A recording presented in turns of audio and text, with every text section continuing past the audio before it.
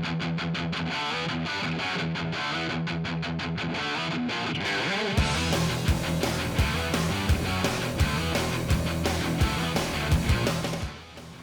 everyone, Flash on Twos here, and down in Hitchcock, Texas. It's March 20th, I think, or something like that. And yesterday it was really warm outside, and today it's really cold outside. So anyway, that's the crazy weather we have down here in South Texas near the Gulf of America. So today I'm going to be installing a new K&N air filter on my 2023 Indian Pursuit. This will be my first time doing this. As you've probably seen in my previous videos, I've done a lot of work on it as well as my 2019 Springfield. So this is the first time changing the air filter. I just hit 5,000 miles on the Pursuit, and I'm not looking forward to this project either, because as I mentioned on my past videos, I'm not a trained mechanic or anything. I do have at least the capability of researching and learning how to do things myself, because I can't stand paying those ridiculous prices for these mechanics to do a half-ass job. So, and I'm talking about it Indian dealerships. So anyway, not they're not all that bad, but I've had my issues with them. So I just prefer to do things myself when I can. So anyway, I've done a lot of research, watched some videos, and as usual, there's a lot of steps left out when doing things like this. So I really am not crazy about having to take the tank off and all that other crap that goes along with it just to get to where the air filter is. I think that's nonsense. I love the Springfield because you can just pull off that side cover and that's it. That's all you got to do. I'm trying to hold this camera steady. I don't know if it's shaking or not. So anyway, I'm going to get started.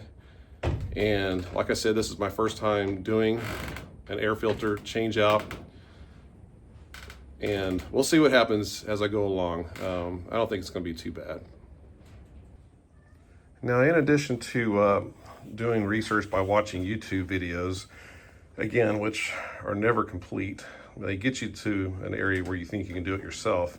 I also am referring to my huge service manual for this particular bike. It says Indian Challenger on here, but of course Pursuit's the same thing, but with a tour pack installed. But as usual, Indian's directions aren't always that clear, at least for people like me and possibly like you. So I did find this service bulletin fuel line replacement PDF online that has things in color, which really helps out when you're seeing things like total black and white. All right, my cat's over here bugging me. So between these two instruction sheets, I think I'm going to be able to get it done. So I'm basically just going to go step by step. As you can see, this service bulletin really helps out a lot with all the colors. So we're going to be taking the side panels off, which are covered up by these little AG bagger side bags that I got to take off too. And I have this tank bib that's going to end up coming off as well. So you take your side covers off, get your seat off, and then you're going to take the top part here off, take the bolt out, and this slides forward a little bit, and you lift it up, pull it out. And when you do that, make sure you don't scratch your tank like I have done before right here. You really got to make sure you clear this, not the tank, but the gas cap, I'm sorry. Make sure that you don't scratch it, because when you lift up, if you don't clear this, it will scratch. So you have to deal with that for the rest of your life. Oh well, there are worse things to worry about, I guess. Anyway, I'm not gonna be filming every single step that I do. I mean, it's self-explanatory. We gotta take the side panels off, take the seat off, and then we got to get down in here to the fuse box to pull a relay out to depressurize the fuel system, which a lot of these videos online don't mention. That needs to be done, but it is in the service bulletin and the service manual. So I'm going to show you how to do that. This will be my first time. Okay, from past experience, I recommend you take pictures of things that you disconnect so you know where everything goes when you put it back together. on the tank here. You're gonna eventually have to take this bolt off of here, and you got these rubber grommets in here. There's one on each side. Just make sure you put them in the right spot when you put it back together. Okay, now that I have the seat removed, I just leave it on here because of these electrical connections. I don't feel like taking all that apart. It's kind of ridiculous. But anyway, now we got to remove this bolt here. It's a 4mm hex from there. And you're just going to lift this up, actually push it forward, maybe lift it up a little bit and push it forward and then pull it out. Again, be careful you don't scratch right there like I did. Just so you can see underneath here, this little edge where my thumb is, kind of sharp. So again, I just can't emphasize this enough. If you really want to protect your finish, like I didn't before, you're gonna have to push it forward first to get this off. But when you do that, that little sharp edge will drag on your tank cap assembly here. So all I can suggest is just be careful. And then when you go to pull it out, that little ridge, that little hump right there, kind of catches up underneath there. So just be real careful, take your time. Now the service manual and this other document that I printed out says the next step is to remove this.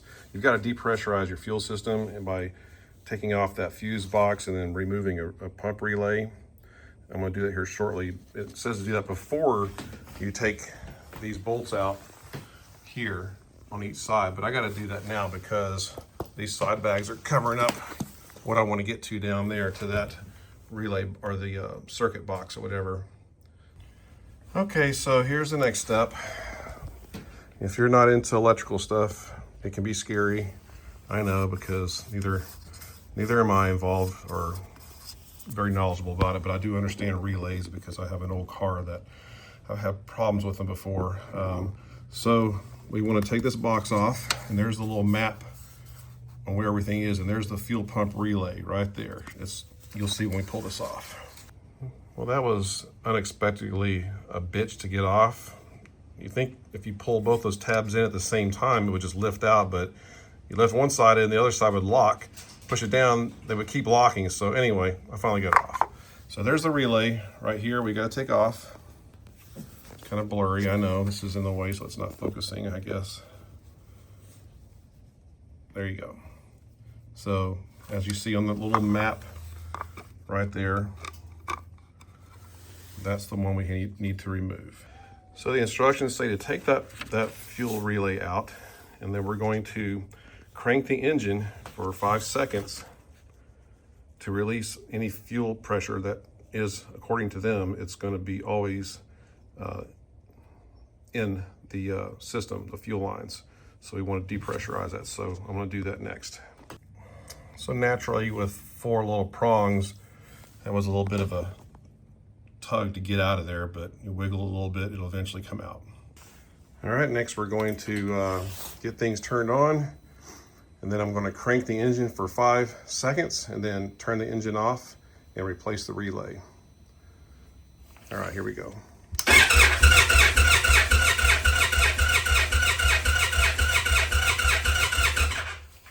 All right, so got that done, and now I'm simply going to press this relay back inside of the box and close it all up. Now that that's been put back together, the fuse box, we next have to remove this V cover so we can gain access to the fuel line and detach that. So I'm going to take these 3 bolts off here and remove that. Okay, after getting this one out, which proved to be really tight in there, I don't know if he put some serious Loctite or what, I decided to break out the impact wrench and go to town on those last 2 bolts. Okay, now after taking that V panel off or whatever, you're going to want to put a little towel underneath here because this line, it's hard to point at this with the flashlight and everything, but this is your fuel line right here, and there's a little fitting that goes into, I guess, another fuel line. They call it a rail. But there's like a gray tab. You can see a little gray tab underneath there. And there's another one on the other side. it's up in there, but you'll see it. You're gonna pinch on that and pull that line out.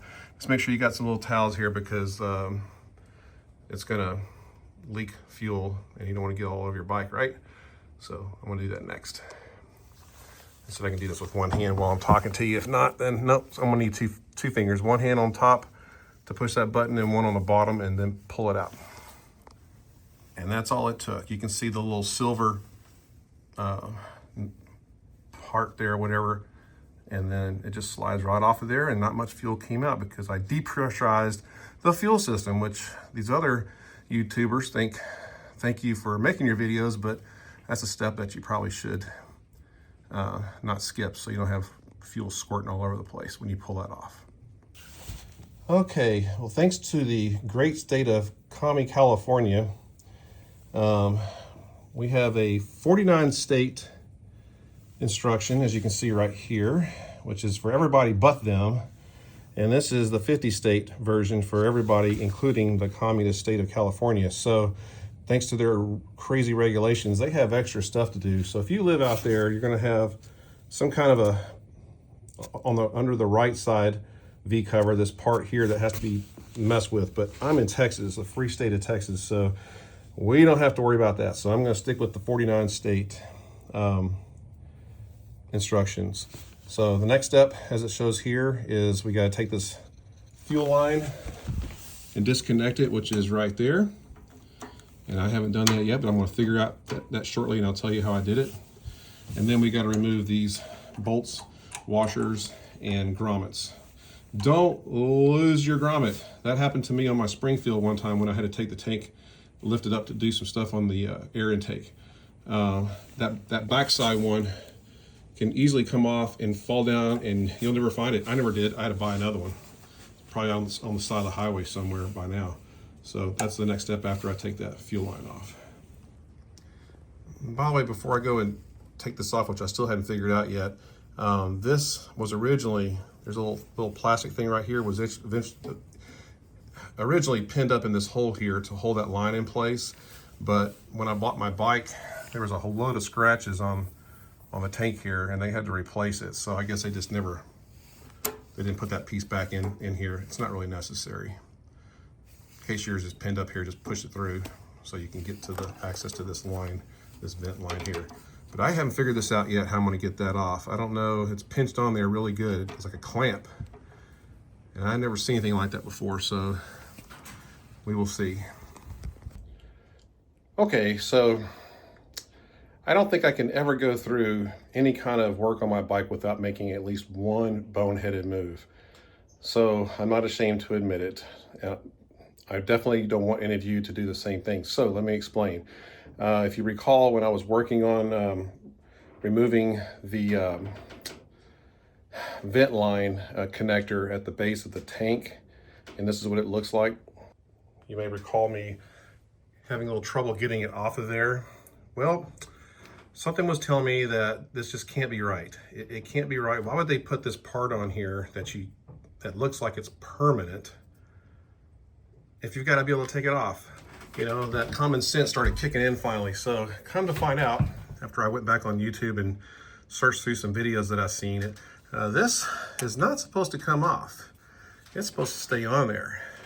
So, because the instructions don't tell you where to separate this tube at, it would be really nice if they did, if they would just say, hey, you know what, pull it from here, and then it comes off. Well, that's what you do, is it's got these little, this tube in here has these little ribs inside that keep it in place. And I was watching a video just to find out, and so sure enough, you just pull this part off from here, not this. So I've got to install one of these, had to buy 4 to get one back on here because you can't reuse that clamp that I forced off. And then in the future, detach it from here. So again, I'm not a professional mechanic, and unless it's explained to me in instructions, it's going to get missed. But hopefully you guys won't have the same problem that I did. So anyway, I got to fix my mistake now. I'm just going to put one of those clamps on here, put this tube back in here. Of course, put the clamp on first, then put the tube in, clamp it down, and I'll be good to go to to the next step. And there you go, problem fixed.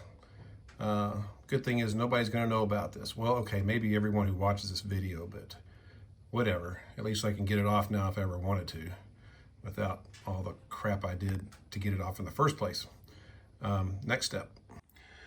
And of course the instructions said to take this electrical line off and this one before I did the fuel vent line or whatever, but again, it doesn't matter. Just you gotta get them off before you can remove it.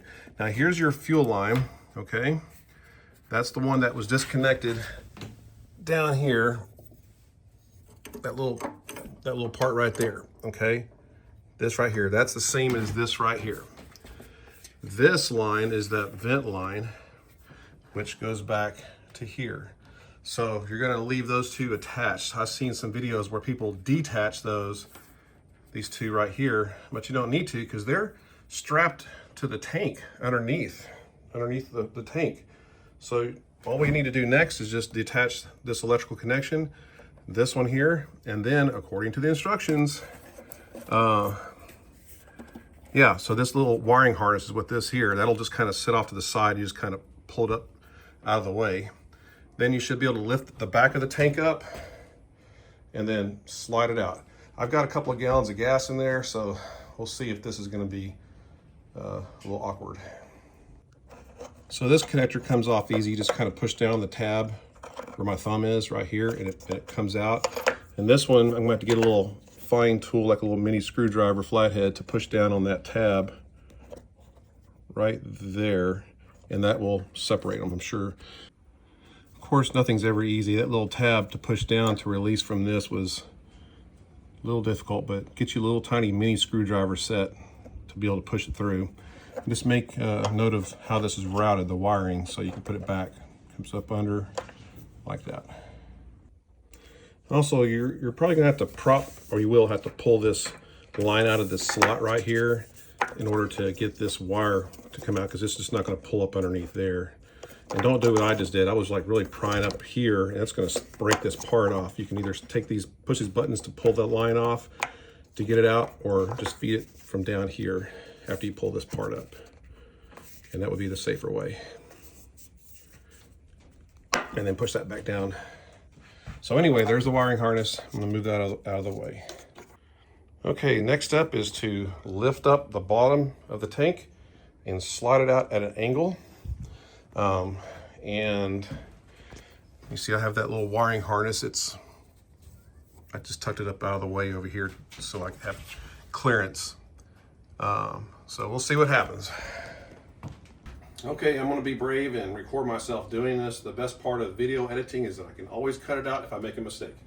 Don't want you guys to see that. All right, so let's see what happens here. So lift it up. I can feel it kind of loose already, and just slide it back. Get it out of the way of everything. Holy cow, is that everything? Oh, that was the fuel line that was down in there. Okay, set it over here. Make sure nothing gets pinched underneath here, which it's not. Good deal. Make sure you have a table ready off to the side so you can put your beautiful tank on. So I had this table already set up, and just kind of keep an eye on this fuel line that was detached. It kind of snagged on something, so you want to make sure that's not snagging before you pull it out. And keep those tips, that tip very clean so no debris gets up in there. Okay, the next step is to get down into the filter. So we got to pull this electrical line or lines out from this here. I may have to detach somewhere else so it'll come out easily.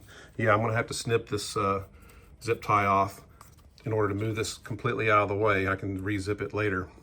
And then over here, the same thing with these fuel lines, you gotta pop, or I'm sorry, the brake lines, you gotta pop those out of there, I guess, and these, and then I only know this as I was watching videos, maybe here, and then move them out of the way so you can access these 4 bolts, and then you go from there.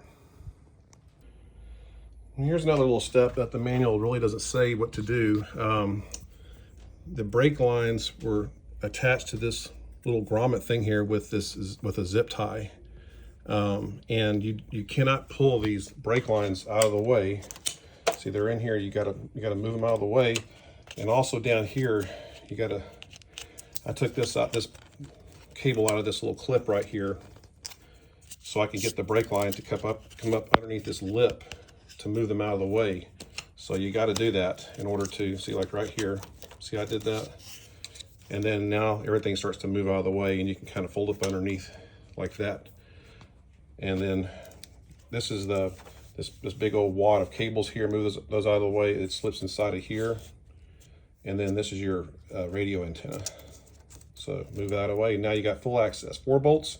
I'm going to take those out. They look like 6mm to me, and then go from there. I think I'm going to clean this all really good so no excess dirt gets down into the air system or whatever. So I got the 4 bolts off, and I don't know if you've seen my other video about the Denali split bomb horn or whatever. There's the compressor down on this right side V cover. That horn is loud. There it is right there.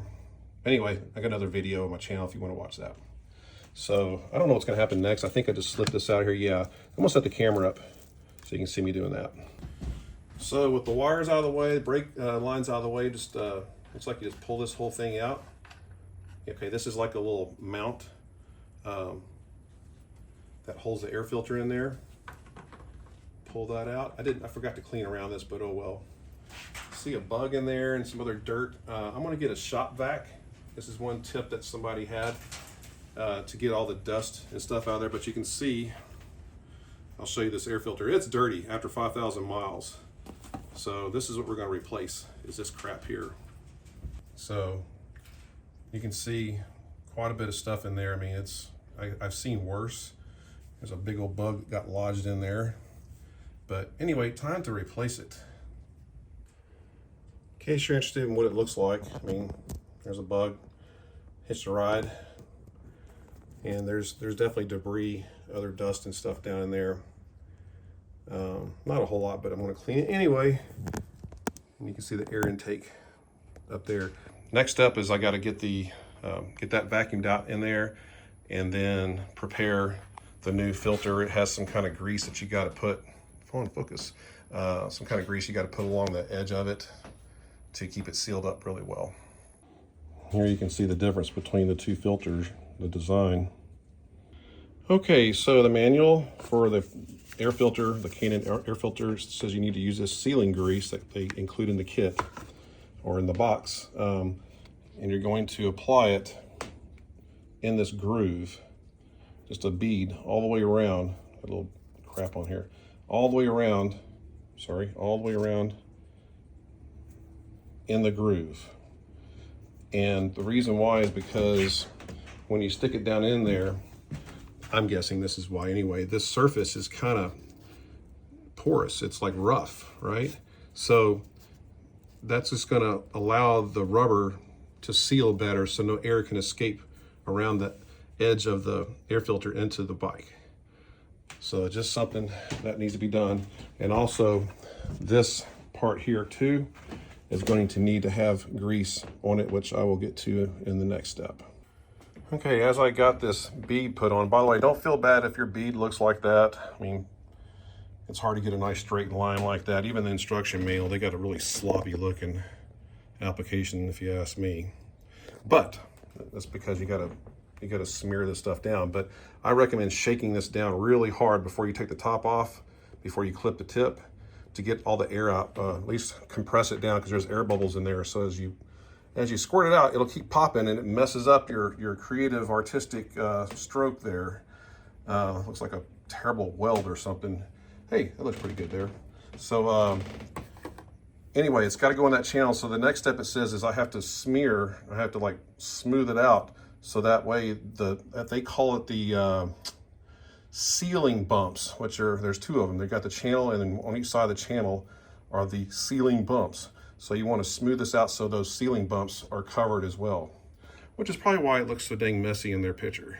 So I'm going to do that next, and then get on to the next step for this part after I insert it back in. All right, got that nice and smoothed out.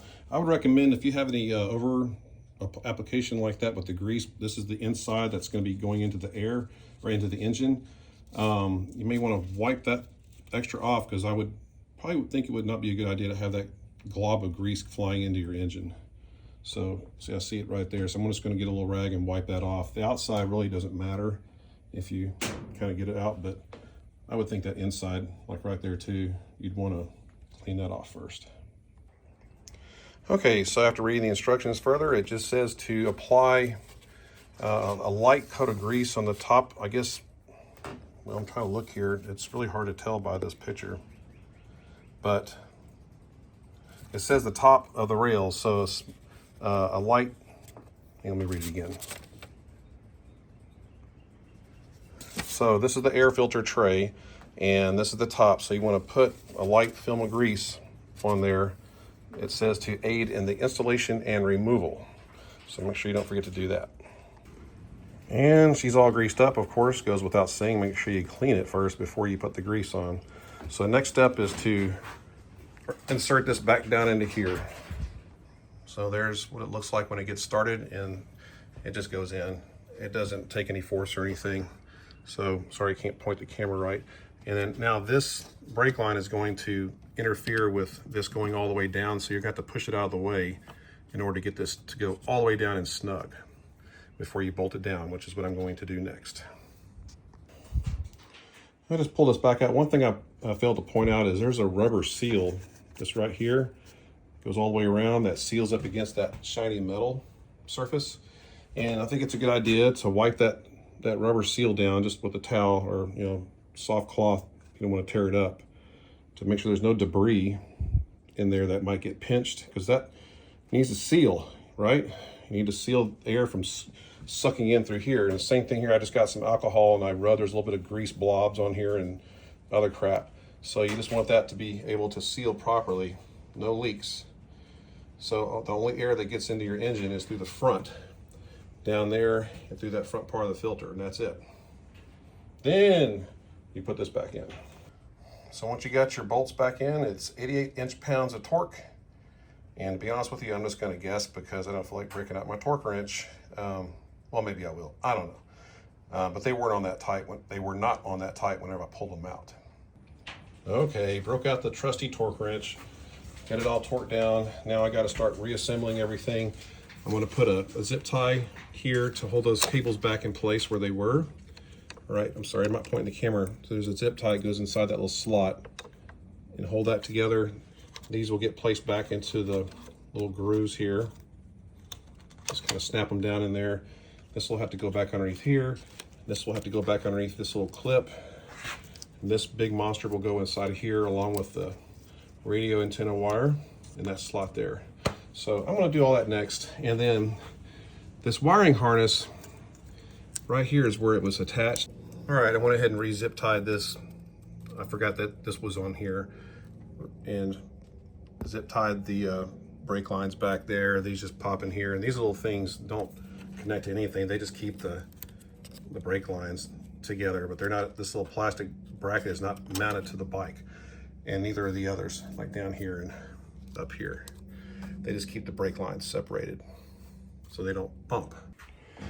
Okay, we are almost done with this project. The manual, or this isn't the manual, this is that recall for fuel line change outs, but it's really helping me out because the service manual is just not as fun to look at as this full color page looks.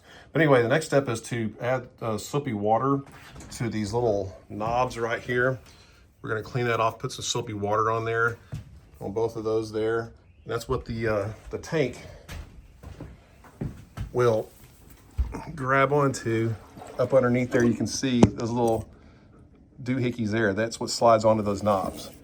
All right, and then you get, when you put this back on, we got to make sure this fuel line doesn't get pinched anywhere. So anyway, you might hear that gas slushing around in there. So I'm gonna go get some soapy water, clean that up and apply it on there, and then I'll set the camera back up to show you how much I hopefully don't struggle to put it back on, the tank back on. And something I just noticed here, this looks like the cap for the radiator, antifreeze. Didn't know that was there. It's funny what you can learn when you take your bike apart. Just kind of stare at it. That's what I do. Before I put the tank on, I'm going to do that. I'm going to look at all these little parts up in here, kind of study everything. This is some lighting that I put on the bike, those wires. But anyway, yeah, study your bike. See everything goes, you know, look for leaks and stuff. In fact, after we get this fuel line back on here and the air vent put on, everything put together again, the manual says, you know, start the engine up. Well, we're going to go through that process of priming the fuel, but you got to check for leaks. Make sure you're not leaking. All right, so I'm going to make sure that there's no wires in the way of the tank. When I go to put it on, everything looks pretty freed up. That vent line down at the bottom, you can't see here, that had the clamp on, that I had to go find another one. I just tucked it down out of the way so it wouldn't get in the way. It's underneath one of those little pins that the seat slides onto. So anyway, everything looks tucked where it's supposed to go. Got the zip ties on. Everything's out of the way of these little knobs here. Got the soapy water on it for lubrication. Gotta love that lubrication. All right, here we go.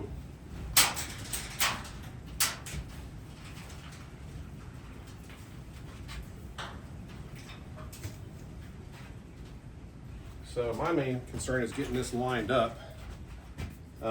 Just not sure how that's gonna go, but I'm putting my finger down here on the left side. See if that'll go in okay. Let's see, where's that at? Okay, I feel it's already on there, so yeah, it's on there. You make sure your holes are lined up over here in the back. And I suppose I could probably, and the good thing is that, where'd it go? Oh man, where'd that go? Okay, so I'm gonna have to lift up the tank a little bit to get this fuel line to come back down where it has to go, because it was tucked up in there. So you want that to be in the right spot. I'm going to clean the tip of that a little bit real quick before I slip it onto that silver nipple that's sticking out. Yeah, pretty simple. But we'll do that in a minute. I'm going to go back to the instructions. So everything's on there though. I feel it definitely latched on to those little knobs, those little rubber grommets or whatever.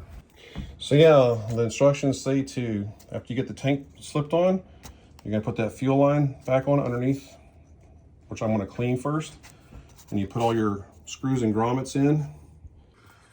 Yeah, don't forget your little vent line. It was just kind of stuck up inside of here. I just lifted the tank again and pulled it out in position. And then I'm going to go to the hardware store in a little bit to get another clamp. First thing, I'm going to get that fuel line put back on that nipple right there. It just slides on and snaps on, but I'm going to clean it first and come back.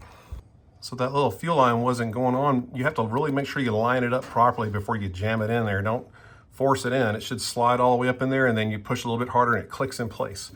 Make sure you feel that clicking sound, or else it ain't sealed up in there. That's what you're going to be checking for when we start the engine, and make sure there's no fuel leaking from there. If there is, ooh, I'm going to be pissed. So next step is to put these parts on to hold the tank down.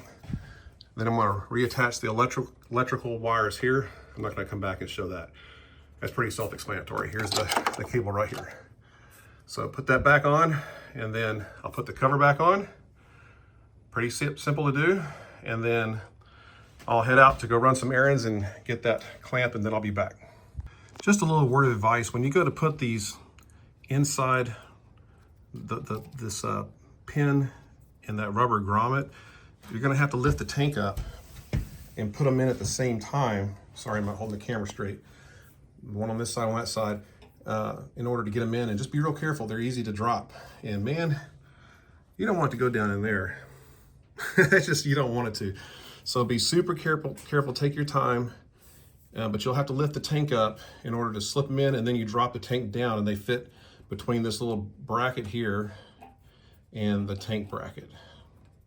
If that makes sense, you'll figure it out. Sorry, I'm not trying to call anybody stupid. It's because I'm stupid sometimes, and I know there's a lot of you out there who are like me. So now I'm gonna put the other pieces in here. You're gonna have to lift the tank up a little bit to wedge the other parts in, which is that. So it just slides up in there, and then it eventually has to fit inside of that groove. But you may have to lift the tank a little bit to wedge it in there. A couple of more notes before I go get that clamp. 18 foot-pounds on the 6mm hex screw, whatever. So torque them down. And the instructions say to make sure you give a little bit of a tug on that fuel line that snapped back in place up here. Just kind of tug on it, make sure it doesn't come loose. It should have snapped in nice and clean for you. And same thing up here. I did go ahead and detach this. There's a little buttons there, one on each side, the little white buttons there. I detached that so I could slide this cable, this cable from the power connector back underneath there like it was before, to keep all those wires together. And then you're going to want to push this cable down into that groove, so that way everything's nice and tidy when you go to put the plate back on. Okay, I'm not going to put the seat back on yet. I'm not going to put anything else back on down here or this until I finish this last step, which is to prime the fuel system. We got to get fuel in those lines. So it says to turn the engine stop switch off, turn the ignition to on, turn the stop switch to run, allow it to remain in the run position until pump stops running, about 2 to 3 seconds. It says you should hear the fuel pump running to cycle fuel. If you don't, check the electrical connection to the fuel pump. Turn the stop switch off, turn the ignition switch off, wait approximately 10 seconds, and then repeat that 4 to 8 times to complete the priming procedure.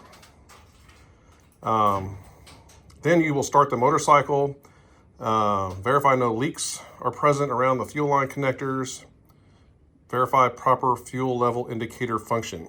Then we'll put that V cover back on and this top cover. So in case you're wondering, just going to show you here. So what it says is to turn the ignition switch on first. It gets the power kicking on. And then you just click the run switch down a little bit, not all the way. And you can hear the priming going on. Wait about 2 or 3 seconds, turn that off, turn that off. So that's my third time. So I'm gonna do it one more time so you can hear that. I'm sure you know what it sounds like, but I'm gonna do it anyway. So I gotta wait 10 seconds for all this stuff to stop that I hear. Almost done. Okay, do this again. Put that on.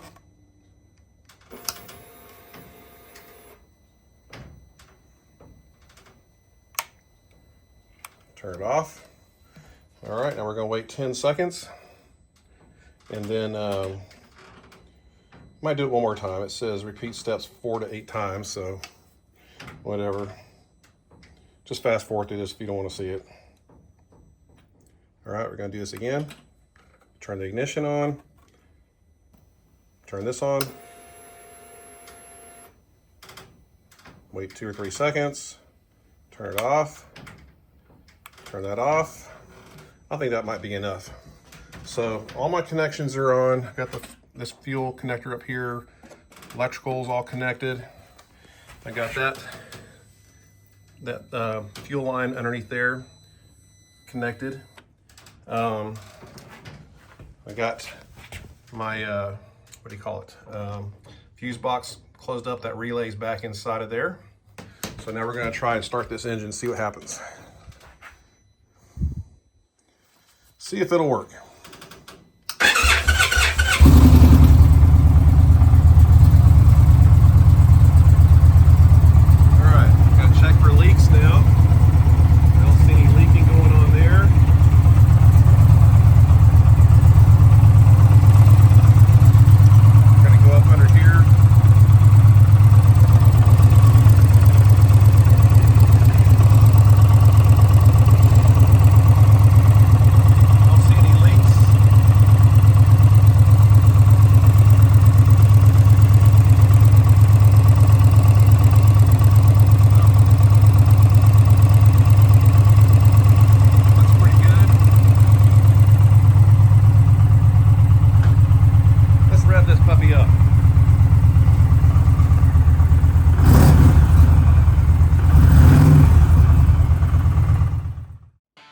Okay, I'm going to go ahead and put everything back together. That V cover, or the top cover on the tank, my tank bib and side saddlebags or whatever, the seat. It's going to take a little bit of time.